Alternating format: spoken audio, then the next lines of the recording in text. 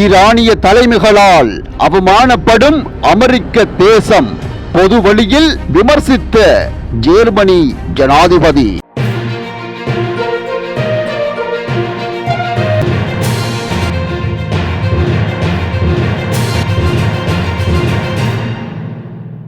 ஈரானுடனான போரிலிருந்து வெளியேறுவதற்கு அமெரிக்காவிடம் முறையான உத்திகள் எதுவும் இல்லை என்றும், ஈரானிய தலைமையால் ஒட்டுமொத்த அமெரிக்க தேசமும் அவமானப்படுத்தப்பட்டு வருவதாகவும் ஜெர்மனி ஜனாதிபதி தெரிவித்துள்ளார்.